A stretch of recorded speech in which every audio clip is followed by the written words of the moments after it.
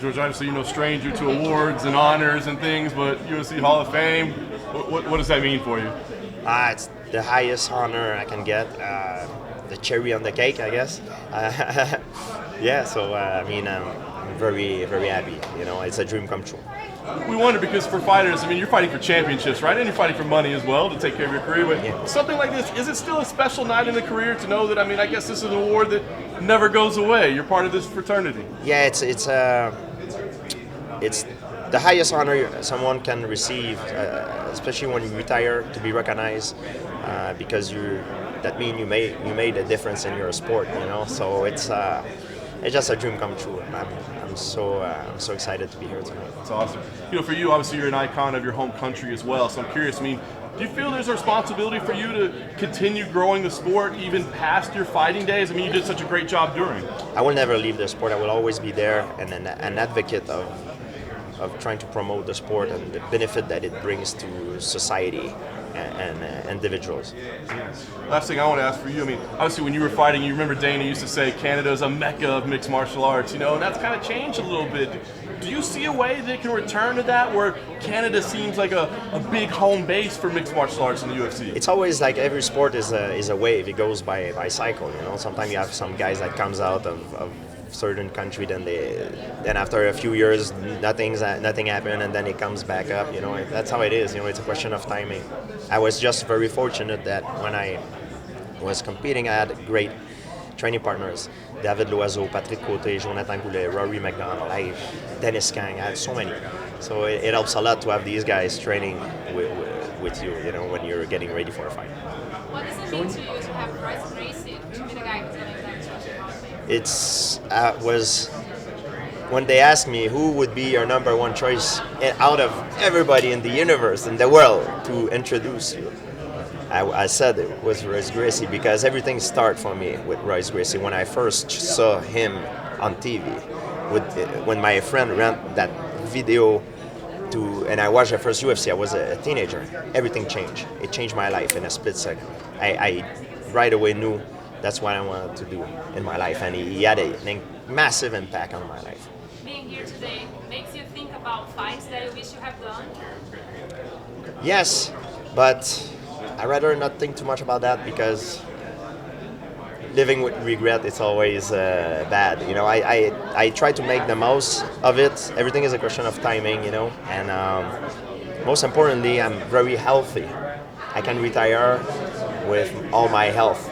And I'm wealthy, but healthy. Health is most important than everything. And it's not something that a lot of fighters can brag about. You could pick one though. Well, it's always a question of finding. You're talking about Anderson Silva. Question of timing, money,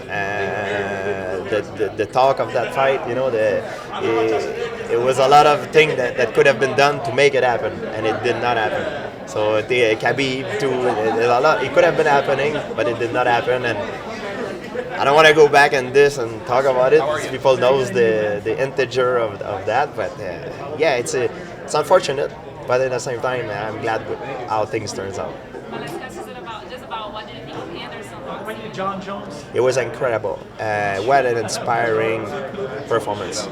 I myself was very skeptic. I was afraid for him when he fought Chavez, because Chavez is a real champion in boxing, and he took him out of his comfort zone. It was just amazing. It's to the same level to his best performance in MMA, but he did it in boxing. It was just incredible. I just hope Anderson will retire on top and will not end up his new boxing career as, you know, in UFC. At the end, it was kind of sad. I wish him the best of luck, and I'm always a fan. I really enjoy watching him fight.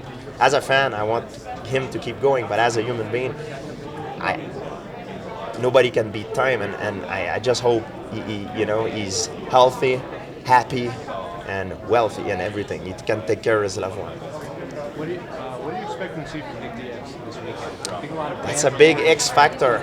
Would he come back as good as he was, or this layoff would it have a negative impact on him? I don't know. I just hope that he will come back as good as he were, because I'm afraid that he left a lot of money on the table, and I hope I'm wrong, and I hope he comes back even better than he was, and he goes for a shot for the title. I'm a huge fan. I really enjoy watching him fight. Did you see his interview when he says he just hates fighting?